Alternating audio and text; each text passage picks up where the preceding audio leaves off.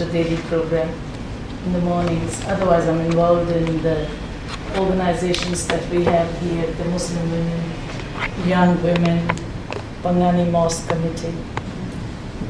Father will give us one gift. Let's do this for her.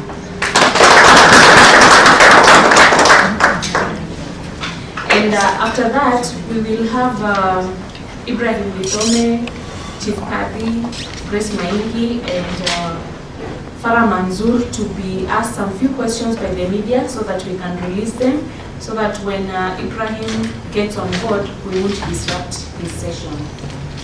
Sawa sawa. We are still on time, so though we started late, but we are still on time. I thank you very much, Grace, for coming here to join us and the input you have given us. We're very, very grateful to you on behalf of Mother's Love Foundation.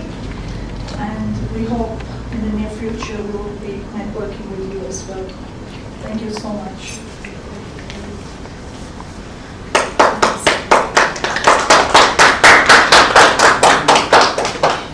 Thank you very much. I'm very honored that I was telling her this is the first time I've ever been a chief guest.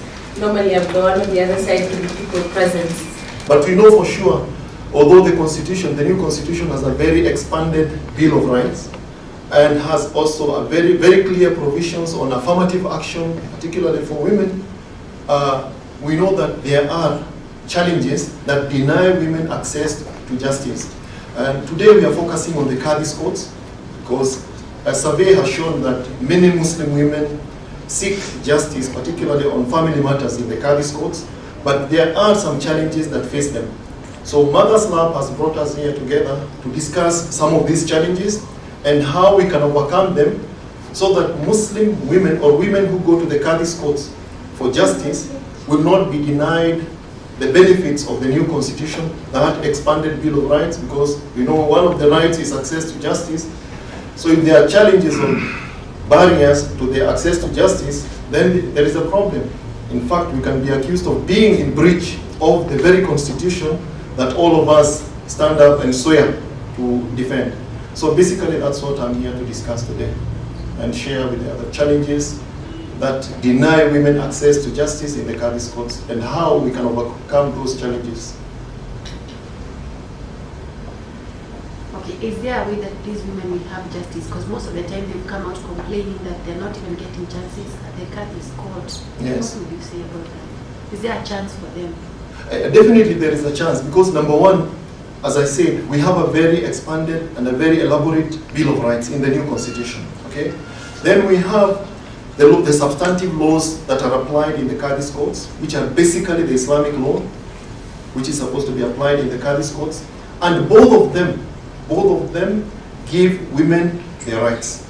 So where is the problem? We're trying to find out where the problem is. Definitely the problem is in the application of the laws.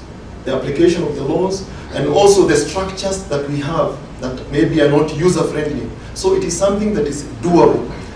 One question that we should ask ourselves, if the atmosphere in the Qadi's court is not suitable, it is not user-friendly for the women, what can we do to make sure that the Qadi's courts are user-friendly to the women that go there or that seek justice there?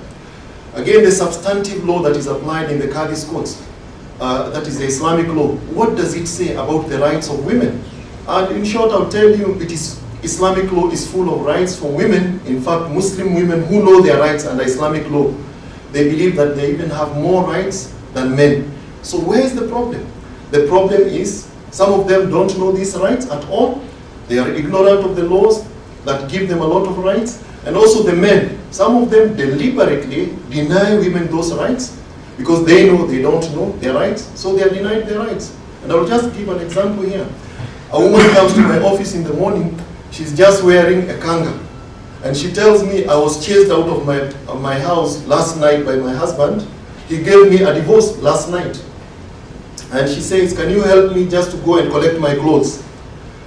If only that woman knew that, in fact, it is the man. If anybody has to leave that home, it is the man, not the woman. She's entitled to remain there.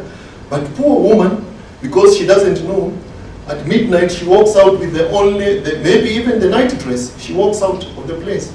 So the answer to your question is that it is doable. We just need to say, what does the law say? And how do we make the Qadis courts more user-friendly to the women? And there we are.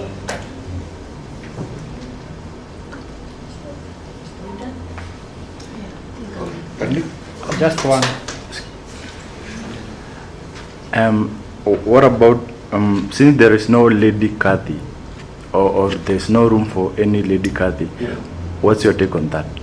Okay, I think it's because of the media we are putting the cart before the horse, because that's what we are going to discuss here. That's why we are here today.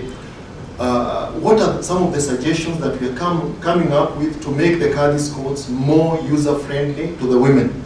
The issue of having female Qadis, the chief Qadis here will tell you, and maybe the other Muslims around here, is a sensitive religious issue. And when it comes to religious issues, we are very careful. It has to come from authoritative sources, whether we can have female Qadis. And I think that is not the problem right now. The problem is, can we make the Qadis courts user-friendly to the women who seek justice in those courts without, and I want to underline here, infringing the Islamic law. So without tampering with Islamic law whatsoever, how can we make these courts user-friendly? So we don't even need to start creating controversy. We've had enough controversy. We'll waste a lot of time debating on that. We don't want to go that direction. Within the limits allowed by Islam, can we make these courts user-friendly? And we'll be coming up with a suggestion that Farah mentioned in her welcoming speech here this morning, that we know many Muslim women do not feel free to talk to males in the courts. That is one of the challenges they're facing, and we'll be elaborating on that. So, can we maybe provide for somebody sitting there who they can feel more free to open up and talk about their issues? I'll give you an example. I was once before the former Chief Qadi, and a lady was there. She wanted a divorce on the grounds that she's not getting her conjugal rights from the husband.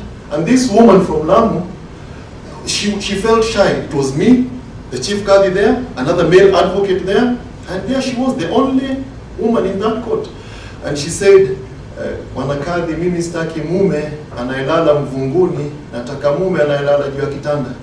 And even me, I got lost now. What is she talking about? A husband sleeping under the bed. And you know, we have to keep on pushing. The Chief Qadi kept on, what do you mean? Your husband cannot climb on the bed?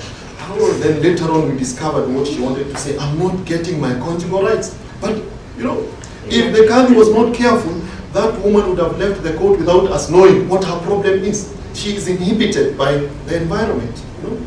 The atmosphere in the Qadi's court inhibited her from talking, opening up. And you know, in court, you don't call a spade, a big spoon. You call it a spade for you to get justice. That is the language you use in court. For you to get justice, say exactly. And I say lawyers are like doctors. For you to treat a disease, diagnose properly. Get to the root. So these are some of the challenges. So can it be led by a woman? The Qadi's courts, Yeah. That is a matter for the Muslim scholars to decide. Yes or no? The answer is no for now, until Muslim scholars look at the Islamic law and see whether it allows or not. Why are you pushing me to... No.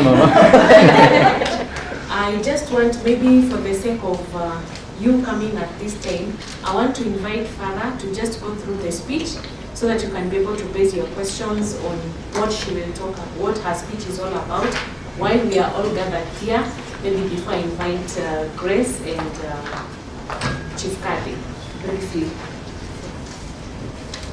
Ladies and gentlemen, good morning and Assalamu alaikum. I take this opportunity as the Executive Director of Mother's Lab Foundation to welcome you all here today at the New STANLEY Hotel, Nairobi, on women and their access to justice in Qadi's courts. I'm very grateful and thankful to the officials of Mother's Lab Foundation, Mrs. Shamshad Rashid, Mr. Shahid Mahmood, Mr. Abu Bakr Ramana, members and volunteers, Mrs. Ruki Abdullah, Ms. Leila Said, Mrs. Mumtaz Omar, Ms. Alia, Ms. Christine, Mr. Vimal Shah, Sheikh Ahmed Muhammad Masala, Sheikh Fatawdi Pangal from the Majlis Ulama, which is the Islamic scholars, the facilitators, Mr. Ibrahim Lithomi, and other Muslim scholars and the stakeholders. As a Kenyan, I want to speak out for women in my own country MLF has officially lobbied and requested the judiciary